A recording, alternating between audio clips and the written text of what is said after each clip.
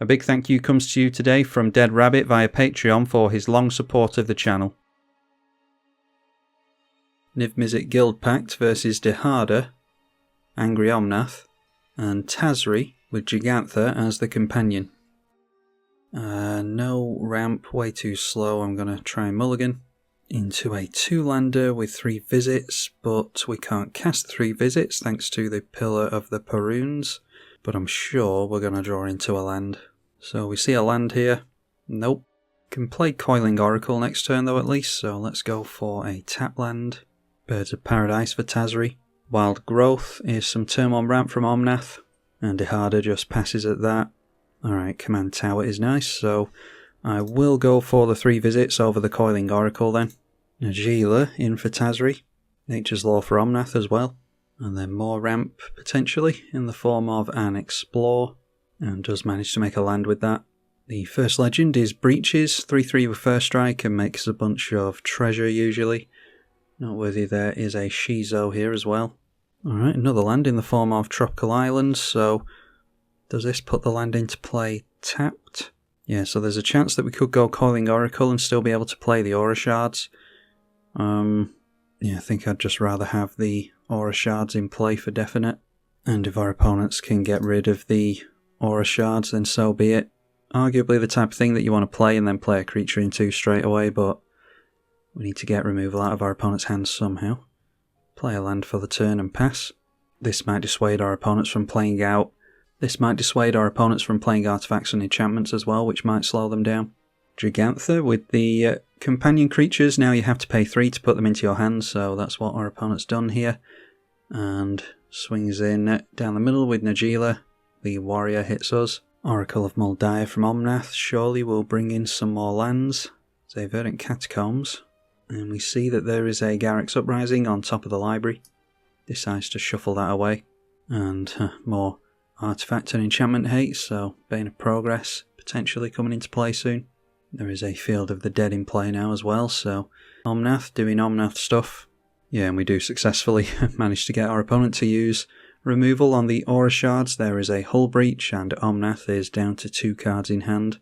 Dihada into play is the first commander we see, and goes for the +2, giving this, if Magic Online will wake up, Vigilance, Lifelink, Indestructible, and it has first strike.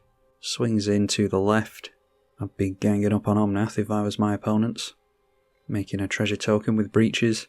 Alright, so I'm thinking we have to go for Niv Mizzet here. We don't have haste, but if we can swing in with it next turn, we should be able to get a decent number of different guilds into play.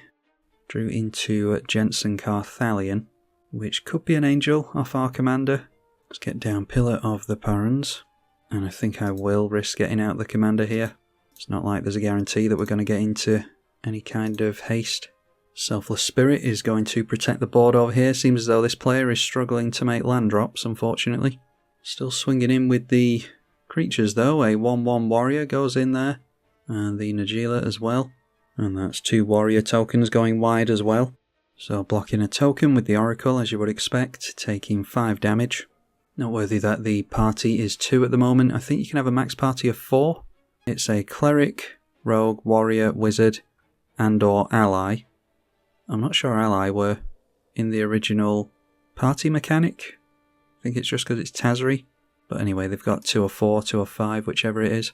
Splendid Reclamation is not a land on top after drawing into the board wipe, Bane of Progress. Entish Restoration without a big creature in play. So we'll shuffle away the Splendid Reclamation. And starting to trigger Field of the Dead at this point. Gets a couple of basics into play. Mixed up the snows and the regulars in order to trigger that.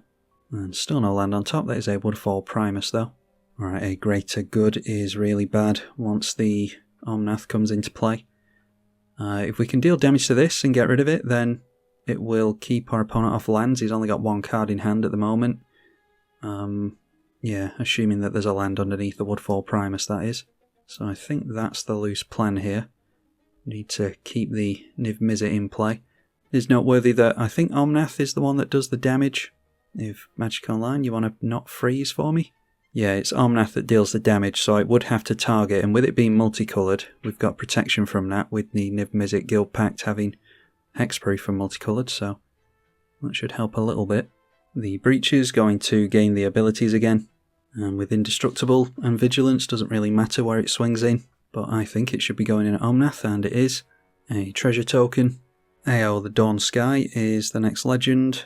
When it dies, you can look at the top 7 cards, any number of non-land permanents with mana value 4 or greater onto the battlefield, or you can put 2+ counters on each creature you control. Alright, so we managed to survive with Niv Mizzet in play. Get a land drop for the turn as well. So let's look at Steel of the Godhead. Lifelink and Can't Be Blocked is probably a good idea to get that on there. And I was going to go for the Coiling Oracle, I suppose. Yeah, we're not going to be able to play anything with the Coiling Oracle now anyway, so should have gone for Jensen first. We'll play the Jensen and a tap land, I think. We'll have to do that before combat, so do that here. Need to get the 2 colour permanents into play so that Niv Mizzet will actually do something when it attacks, or when it hits. So we'll swing in down the middle. Even though we should arguably be going at Dihada, we'll encourage our opponents to do that, because I really want to give the Omnath player a hard time with that Oracle of Muldiah in play. Angry Omnath can go off in no time flat, and we know he doesn't have a land in hand, so this will send him even further away. So we've targeted the Oracle, target ourselves, and we draw some cards. There's a Baleful Strix, which did really well for us in the previous game that we played with this commander. No one wanted to swing into the Death Toucher. Not seeing any artifacts to steal with the Dark Faden yet though. We do successfully get rid of Oracle of Muldiah and end at 50 life. Still managing to play with only 2 lands available. Archivist of Ogma. That Birds of Paradise really fixing the colours. So now 2 cards in hand, may well have got into a land. And, alright, just casting the Woodfall Primus. Should maybe go after the Dihada, but might want to punish us for... Yep, wants to punish us.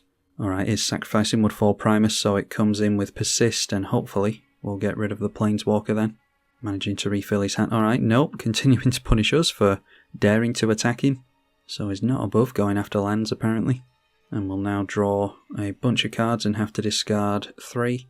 Discards an Amulet of Vigour, a Mountain, and the Bane of Progress. Then plays a Fabled Passage into the Field of the Dead, so we'll make a couple of zombies here. Archivist of Ogma triggers and hopefully gets this player closer to a land. That is from the Fabled Passage searching into the Archivist of Ogma. And then the 2/2 zombies, our opponent's really worried about us. I wouldn't ignore Dihada if I were you. Arcane Signet for Dihada. And now we see another flyer in the way of the Planeswalker in Shadric's Silverquill. That is given Indestructible and Lifelink. And I'm hoping he doesn't give an Inkling over here. Shouldn't be giving anything to this player, because he's dangerously close to going off quickly. Alright, so that is draw a card, lose a life, and plus counters on each creature. Not sure which is which. We get the plus counters, which is more commander damage. Now I'm hoping that we'll be able to get some damage through with Niv Mizzet Perun. I will point it over here to keep him off the limit break, because we are ignoring Dihada here collectively. And Breaches turns in sideways towards us with first strike, so no decent blocks for us here. Makes a treasure again. Alright, drawing into Hajar, Loyal Bodyguard, so we could draw more cards and deal more damage if we get multiple 2-drops into play here. And that is tempting. We could get multiple Scries as well so that we can get into some decent stuff. Yeah, there's no guarantee that Niv Mizzet is going to do much damage at the moment, so maybe that's the play. Alright, so we'll do that. We'll cast Baleful Strix. Jensen will scry for the first time. Not going to get many angels off that, just when we cast our commander into it, really. And that is a Triome. We've got a land for the turn already. We could fetch that out if we wanted to, so we'll bottom that. And that draws a card on entry. Alright, gets us into Reliquary Tower. We want as many colours as possible, really, so play the Hajar first. Alright, another Triome on top. We will bottom that as well. Get to look at more cards this way, because the Coiling Oracle is going to show us something also. So, we want enough mana to, or enough colours to be able to get down Niv Mizzet Perun, so I think we need another red source. Or actually, we've got 3 red sources. It'll be another blue source. Yeah, blue and black we can go for. Or actually, do we even have white yet? We don't have too much white, do we? Black and white we're short on. So we'll just make that a Bayou is fine. Archivist of Ogma triggers, gain a life, draw a card, because we searched with the Misty Rainforest. Then we'll play this Coiling Oracle finally. And after all the scrying, I'm actually not against putting a land on top with this one. And Unflinching Courage, Lifelink and Trample, I think we can do better than that at this point. Put that on the bottom as well, the scry doing some good work for us from Jensen. Alright, we got into a land anyway, that is an Exotic Orchard, so that makes up for the one that was blown up previously. Let's go through to the attack phase, and we'll threaten commander damage down the middle again.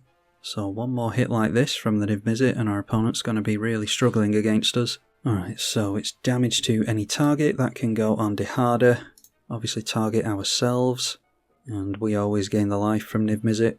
Alright, that's good. We jump up from 42 to 46. We've got another Legendary Dragon and a couple of lands with Feyburrow Elder. That's pretty good. And a means of protecting our board with the Hajar.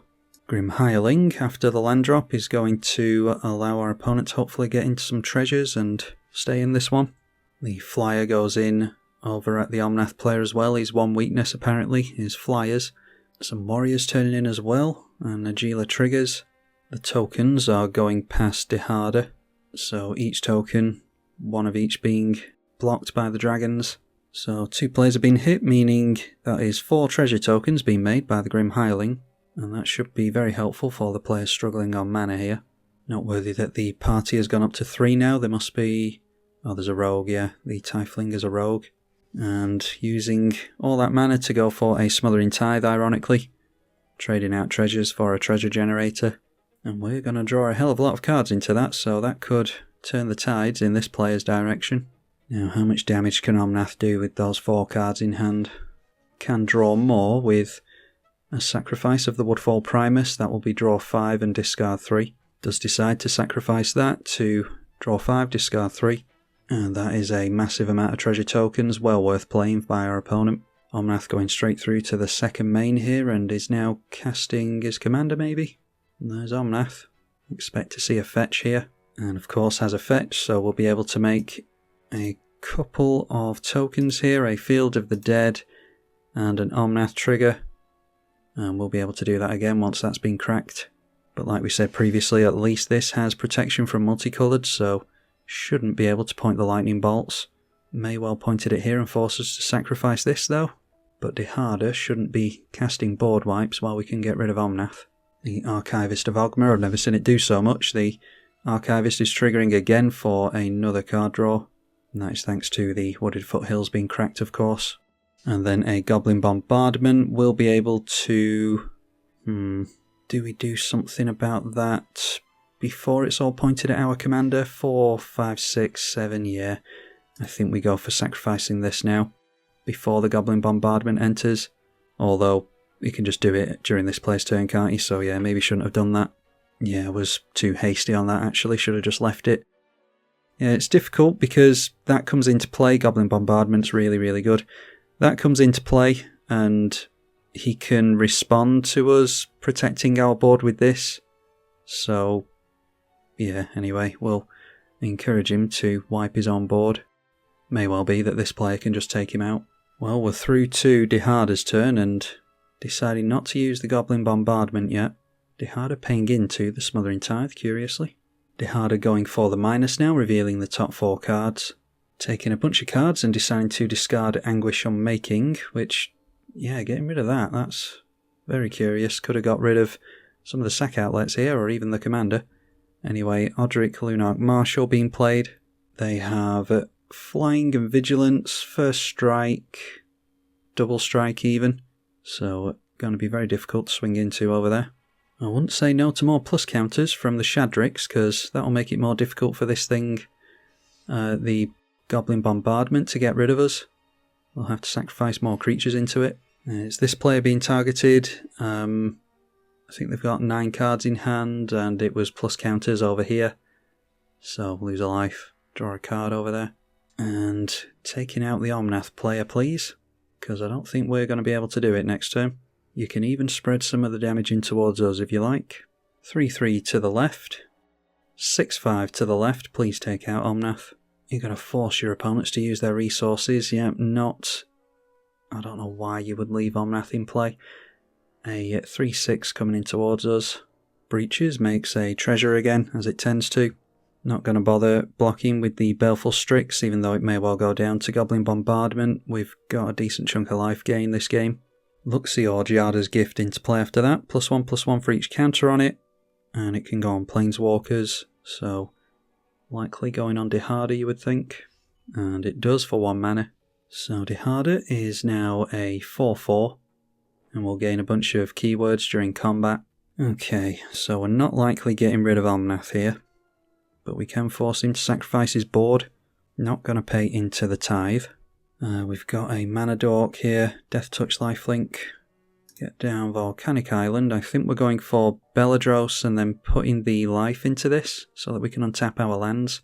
And our opponent does have to get rid of Niv Mizzet in all fairness, but we'll play out these beforehand just in case anything's cast, because I am going to go for Niv Mizzet Perun as well. We might see instants and sorceries. So we get a Scry with Jensen again. And that is Case of the Shattered Pact. 5 or more colours amongst permanents you control will solve it. At the beginning of combat on your turn, target creature you control gains Flying, Double Strike and Vigilance. I think that's not going to be of much relevance, so we will bottom that.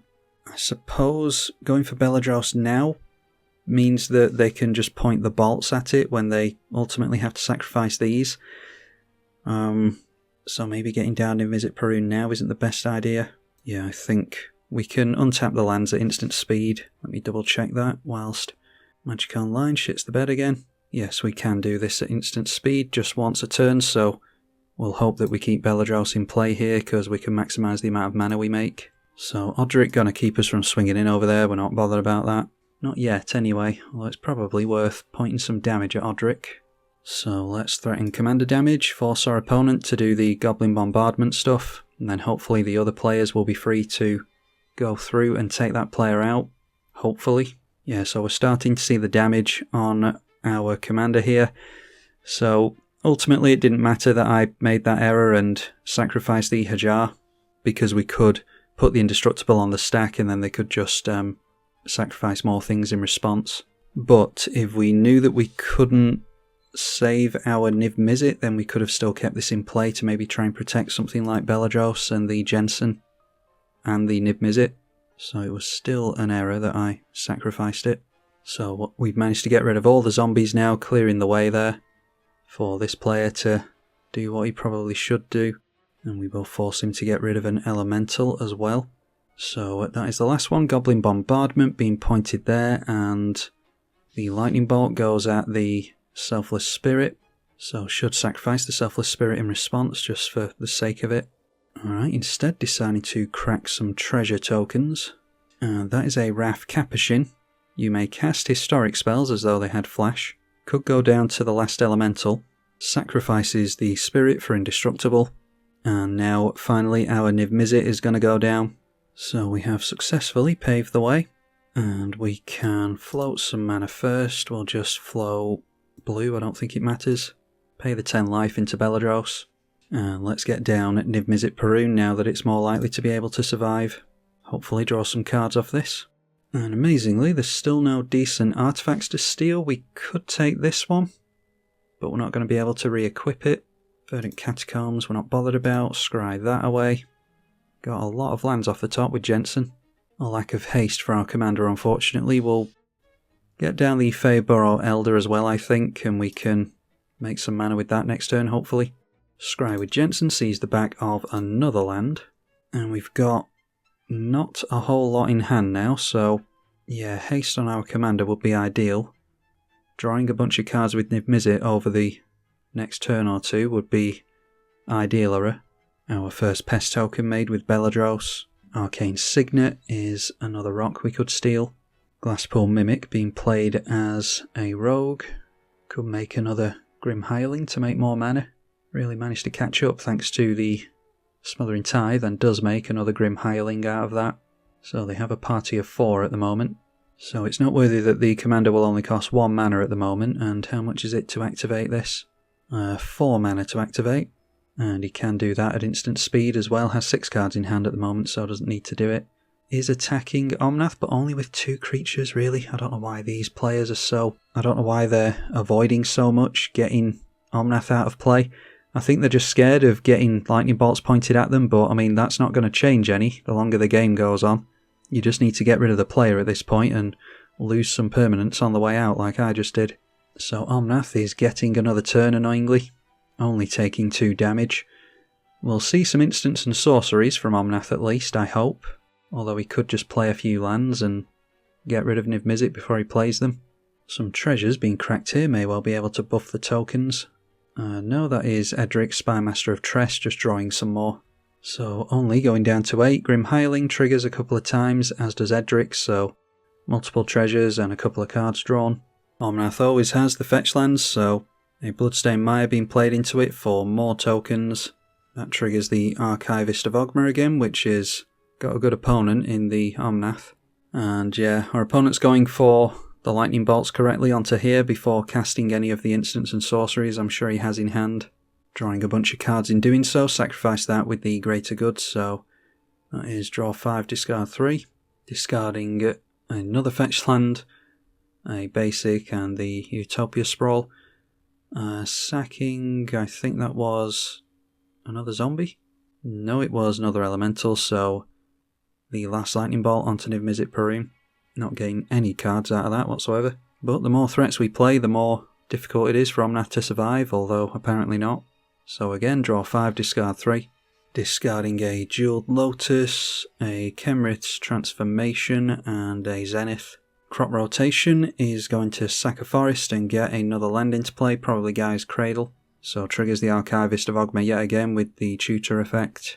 And what did I say? They always have the fetch. That is a Prismatic Vista, hasn't missed a single one this whole game. Playing and cracking that for more elementals. And we're seeing why we should have been concentrating on Omnath this whole time. Triggering the Archivist again. And now a Natural Order. An elemental must have been sacrificed again there, so 3 damage being pointed at us. Oh yeah, of course, it was sacrificed with the Natural Order, so able to tutor a creature straight into play. And I think it would be highly amusing if Omnath actually won at this point. The Archivist triggers again from Captain Tutor over here. Got an Ancient Green Warden into play in order to double up the land triggers.